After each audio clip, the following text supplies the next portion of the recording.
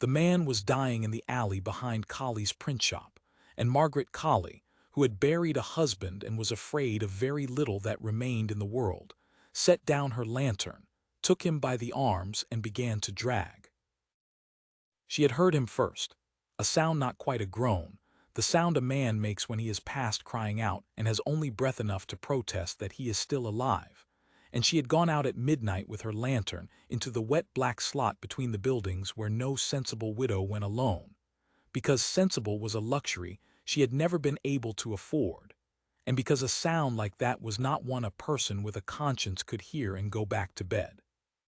She found him crumpled against the wet brick where he had been dumped, a big man, well dressed under the mud and the blood, his fine coat torn half off him, his face beaten to a state his own mother would have struggled with, and something wrong in the slackness of him past the beating, a drugged looseness, a man not merely hurt but doctored, given something to keep him quiet while worse was done. His pockets were turned out. His boots were gone.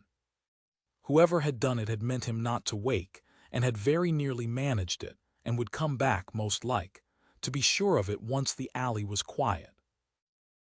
Margaret Collie was not a large woman, but she had set type 10 hours a day for 11 years, and hauled reams of paper, and worked a press that fought her every pull, and there was more strength in her arms than her plain, print-stained apron suggested. She got him by the wrists, and she braced her heels against the slick cobbles, and she dragged him, a foot at a time, out of the alley and across the yard and up over the worn stone step and into the back room of the shop, where the banked fire still glowed, and she shut and barred the door behind them, and only then in the light did she see how bad it was and sit back on her heels, and let herself be afraid for exactly the length of one held breath before she got up and got to work. For there was no one else to do it. Her husband was 3 years in the ground, of a fever that had taken him in a fortnight and left her the shop and the debts, and a name over the door that the trade did not much wish to keep custom with, a woman printer being an oddity the respectable found faintly improper. She had no servant she could wake, having none. She had no man to send for the watch, and the watch in that quarter was as like to be in the pay of whoever had emptied the stranger's pockets as to be any help. She had herself, and a fire and clean rags, and the small knowledge of hurts that 11 years of a hard trade and one long death watch had taught her, and she had the stranger breathing shallow on her own kitchen floor, and so she did what there was to do. She got the wet ruined coat off him and the shirt beneath, and washed the blood from his face and found the cuts under it, and none so deep as to kill, though the bruising was cruel and one eye was swollen shut and a rib, she thought, was cracked from the way his breath caught. She bound what could be bound. She got water past his slack lips a little at a time, and worried at the drug in him, for a man dosed and beaten and left in the wet cold of a March midnight might slip away in his sleep from the cold alone. And so she built the fire up past what she could afford in coal and dragged the settle close to it and got him onto it under every blanket in the house and one of her dead husband's coats besides, and she sat by him through what remained of the night, wringing cloths and watching his chest rise and fall and rise again, and somewhere near dawn she found she was praying, which she had not properly done since the fever, and did not examine why she should pray so hard over a stranger whose name she did not know. He did not wake that first day, nor fully the second. He drifted and muttered, and once gripped her hand hard enough to bruise it and said a word that might have been a name, and she held on and said, "There now, you're safe, you're in Collie's shop and no harm will come to you here, I've barred the door," in the low steady voice she had used on her husband at the end, and the stranger quieted and slept and lived. He woke on the third morning to the smell of ink and coffee and the sound of a press working, and for a long while he did not know where he was or who he was, and when the second came back to him, he had the wit, even dazed, to keep it to himself. His name was Bennett, and he was the Duke of Weyburn, and he had been set upon 3 nights before by men in the pay of his own cousin, a cousin who stood next in the line of succession and had grown tired of waiting, and had arranged a robbery that was meant to be a murder, in a bad quarter where a stranger's body raised few questions. Bennett remembered the drink at the tavern he should not have trusted, and the swimming of his head, and the alley and the fists, and then nothing until the smell of ink. He did not remember being dragged. He did not know yet who had dragged him, but he was alive and warm and bound up with a competence that spoke of care, on a settle in the back room of a print shop, and a woman in a print-stained apron was working a press across the room with her back to him, and had not yet seen that he was awake. He watched her a while before he spoke. He had spent his whole life being watched, and found it a novelty and a relief to be the one watching, unobserved. She was perhaps 30, plain and neat, with strong ink-stained hands and a straight tired back and a face, in profile, that had known hard use and had not soured under it. She worked the great press with a rhythm that was almost music, the long pull and the release, the lift of the frame, the fresh sheet laid. And there was in her whole bearing a self-possession he was not used to in women, or in anyone, the bearing of a person who answers to no one, who has been left entirely alone with a hard life and has met it standing. "You are awake," she said, without turning, having felt his eyes the way working people feel such things. "I heard your breathing change. Don't sit up too quick, you've a rib gone and a face like a butcher's slab, and I'll not have you fainting on my clean floor after I've spent 3 nights keeping you off it. There's coffee. Can you hold a cup?" "I believe so," said Bennett, and found his voice a ruin and his face, when he tried to move it, an agony, and did not care because he was alive. "Madam, where am I, and how did I come here?" "You're at Colley's, the print shop off Tanner's Row," she said, coming to him now with the coffee, and he saw her face full on for the first time, plain, yes, but with a pair of steady gray eyes that took his measure without fear or flattery, the eyes of a woman not easily impressed and not, he suspected, easily deceived. "And you came here over my shoulder, out of the alley behind, where somebody had beaten you half to death, doctored you with something to keep you quiet, robbed you of your boots and your purse, and I shouldn't wonder your rings, and left you in the wet to die, which you very near did. I heard you and I dragged you in. That was Tuesday. It is Friday. You've slept 3 days and talked a deal of nonsense and gripped my hand black and blue, and now you're awake and you'll live, which I'm glad of, having gone to some trouble over it." She held the cup to his lips herself, for his hands shook. "Drink, slow. And you needn't tell me your name if you'd rather not. A man beaten and dumped in that quarter has enemies, and enemies is his own affair, and I've enough troubles without borrowing a stranger's. You're safe here. The door's barred. That's all you need to know, and all I need too." And Bennett, Duke of Weyburn, drank the coffee a plain print-shop widow held to his ruined mouth, and looked into the steady gray eyes of the woman who had dragged him out of his cousin's murder without knowing or caring who he was, and made in that moment, without quite deciding to, the choice that would shape everything after. He did not tell her.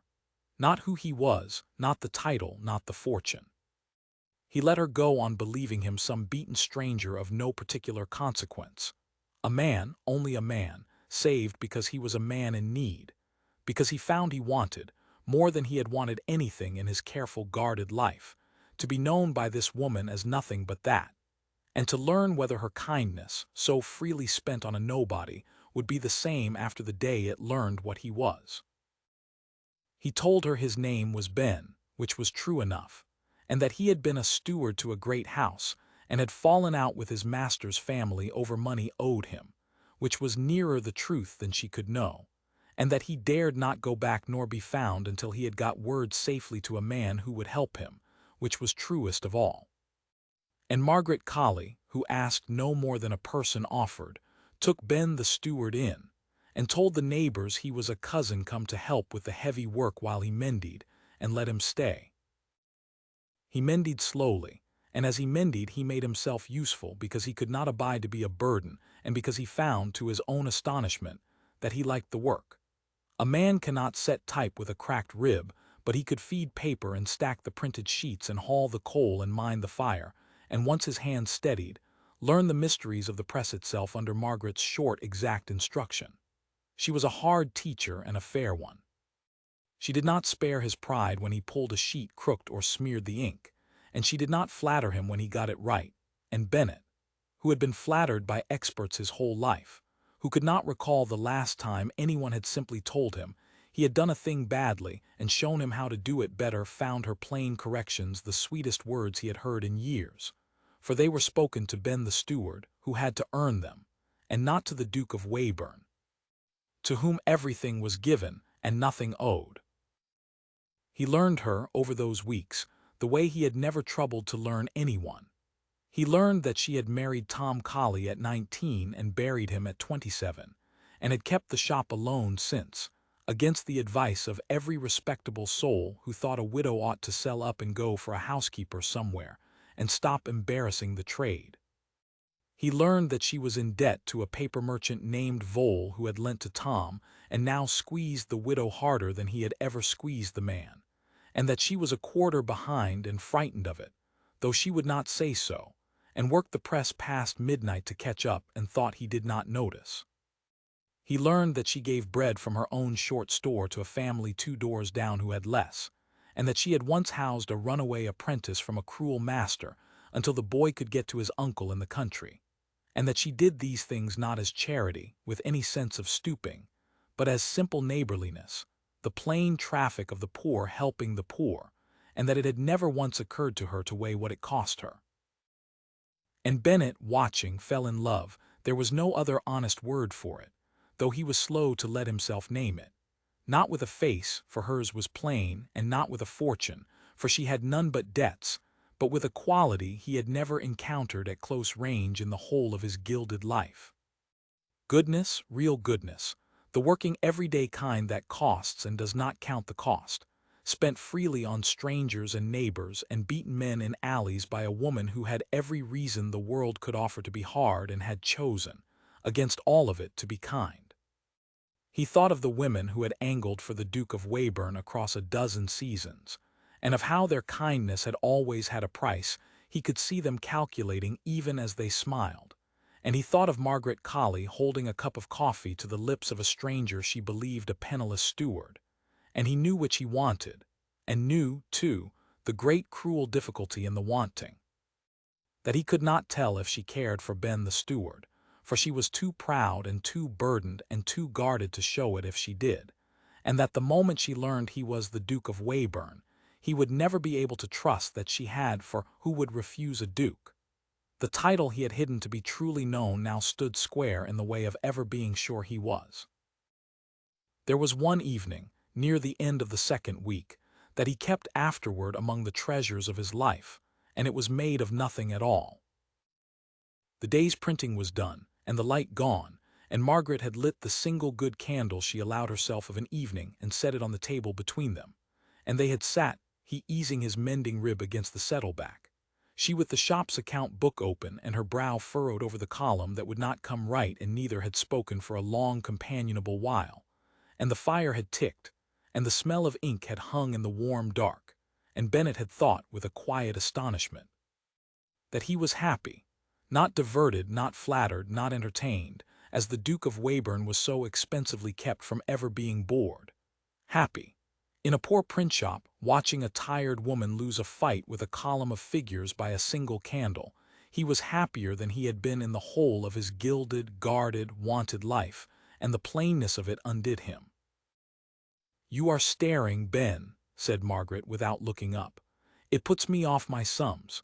Either help me find where the 9pence has gone or take yourself to bed." "I have no head for figures," said Bennett, which was a lie. He oversaw the accounts of 6 estates, but Ben the steward had best not have. "Show me." And she had shown him, turning the book so the candle fell on it, and their heads had come close over the page, and he had found her 9pence for her, a small satisfaction he had no business feeling so keenly, and she had said, "Well, so it was there all along.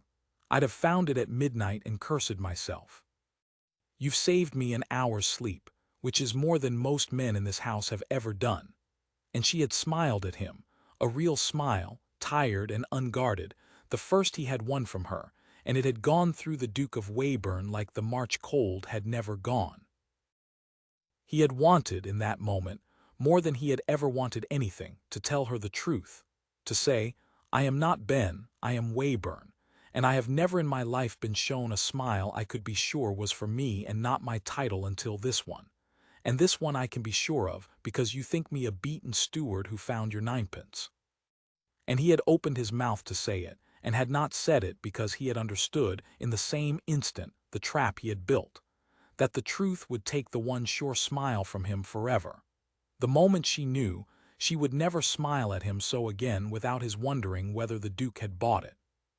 He had made himself, by his silence, a man who could be truly loved only so long as he lied, and there is no lonelier country than that, and he had put himself into it out of a hunger he could not, even then, bring himself to regret. "You are a strange sort of steward, Ben," Margaret said, closing the book, studying him across the candle with those steady gray eyes that missed so little. "You talk like a book when you forget to guard it, and you hold a coffee cup like a man used to being waited on, and you thank me for small things as though no one ever did small things for you, which is a sorrowful way for a grown man to be. Whoever your master was, I think he did not use you kindly, for all the fine coat you came in. You needn't tell me, but you're welcome here as long as you've need of it and longer, and I'll not have you thinking you must earn your place with every scuttle of coal. You dragged nothing out of an alley. You may sit by a fire and be found a ninepence and owe nobody for it. That's how it is at Colley's."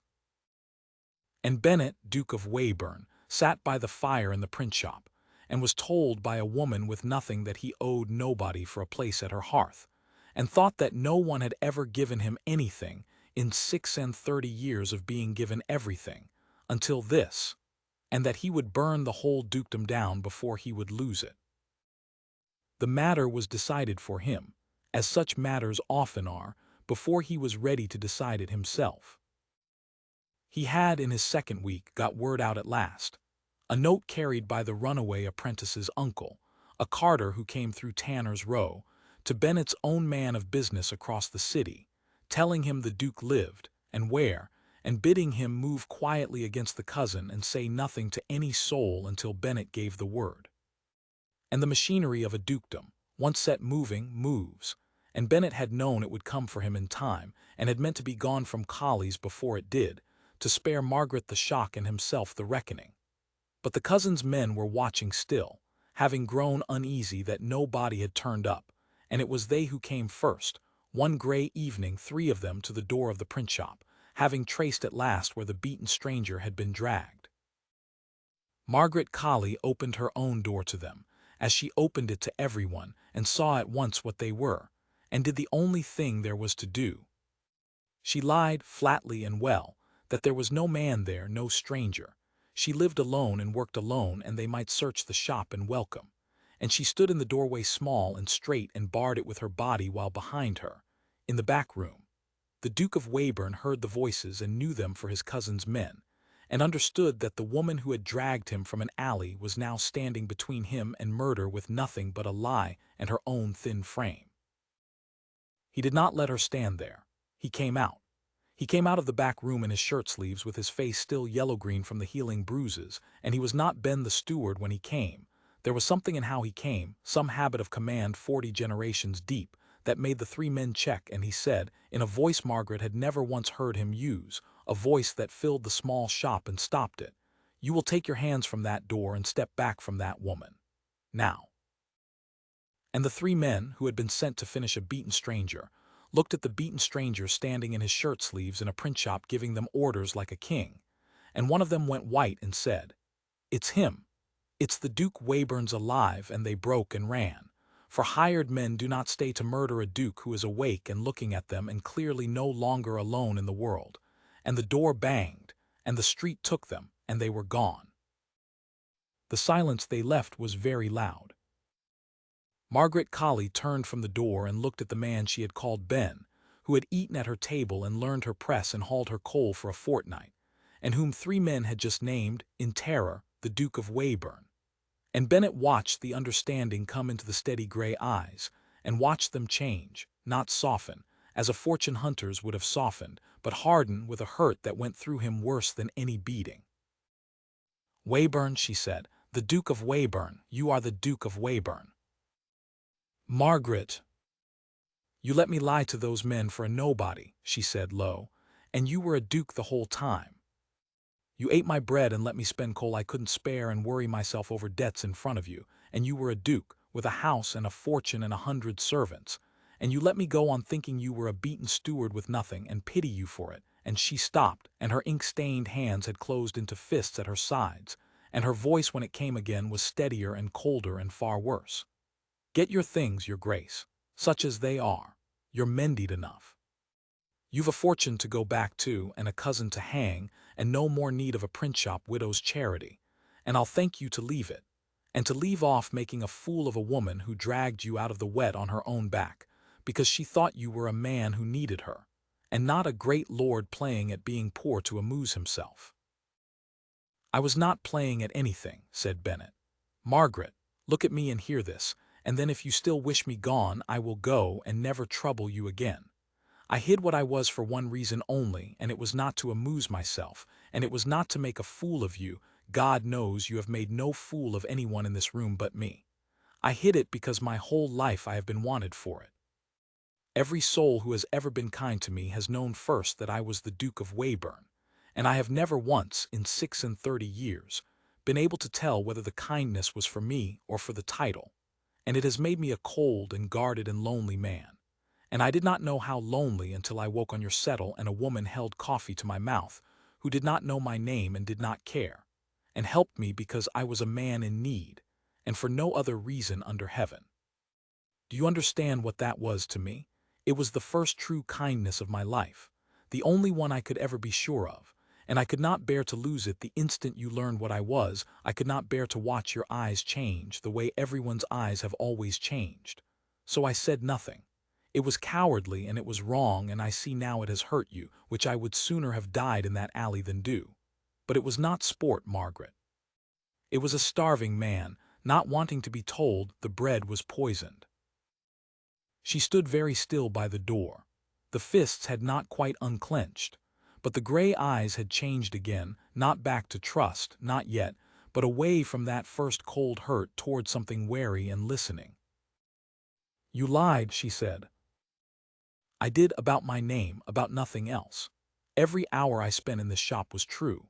I hauled your coal because I wished to. I learned your press because I wished to. And I fell in love with you across a fortnight of it, Margaret Colley, which is the truest thing in me and the thing I have least right to say, standing here having deceived you. And I say it anyway because you are about to put me out of your door, and I will not go without it having been said once plainly by the man and not the Duke. I love you. Not your gratitude, you owe me none. It runs entirely the other way. I love the woman who went into a black alley at midnight because she heard a stranger and could not leave him. There is no such woman in the whole of the world I was born into. I have looked. There is only you." For a long moment Margaret Colley said nothing at all, and Bennet stood in her small shop with his heart laid open on the ink-stained floor and waited to be put out into the street, which he had earned. "I did not drag you out for gratitude either," she said at last slowly. "Nor for who you were, since I didn't know it, nor for what I'd get, since there was plainly nothing to get from a robbed man in an alley. I dragged you out because you were dying and I could not let you. That is all I am, your grace. I cannot leave a thing to die if I can help it. It is not a virtue. It is only how I am made, and it has cost me all my life, and I have never once regretted it.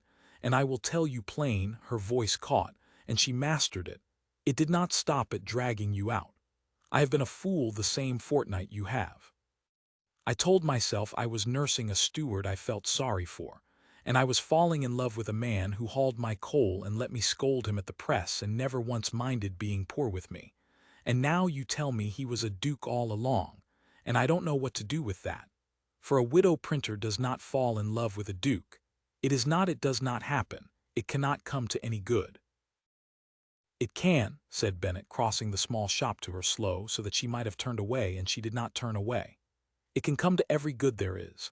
I am the Duke of Weyburn. I may do very nearly as I please, and it has brought me nothing but loneliness my whole life, and I mean at last to spend it on the one thing I have ever truly wanted. Marry me, Margaret. Bring your press if you like it. I'll not take you from your trade. I've grown fond of it myself. Only stop being alone. You have kept everyone else in this quarter from being alone for years, the widow and the hungry family and the runaway boy and the dying stranger, and no one, not one soul, has ever kept you. Let me be the one who keeps you. I owe you my life. I would rather spend it beside you than anywhere on earth." And Margaret Colley, printer's widow, who was afraid of very little that remained in the world, found she was afraid of this of a good thing, come at last, after a hard life had taught her not to expect one, and found, too, that she had spent her whole life going toward the thing that frightened her when it needed her, and would not now turn from the one that offered to need her back. She put her ink-stained hand in his. "You are a great deal of trouble," she said unsteadily, "for a man I found in an alley." "I am," Bennett agreed. "You should have left me in the wet." "I could not," said Margaret. "I never can. That is the whole of my difficulty, and it seems it is to be the whole of my good fortune as well."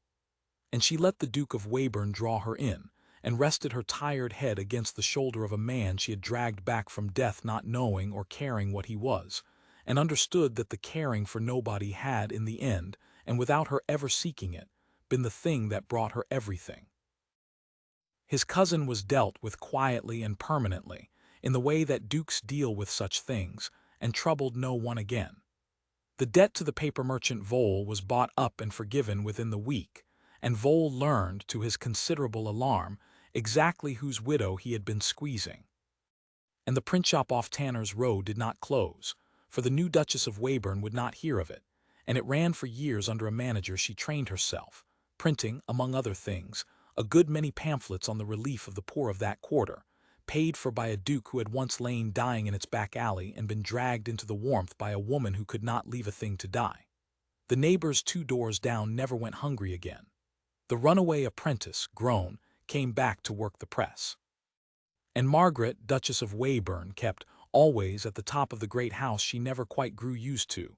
One thing brought from the old shop and set where she could see it, the settle from the back room, where a beaten stranger had woken to the smell of ink and coffee, and been, for the first time in his guarded life, simply a man in need, and simply kept.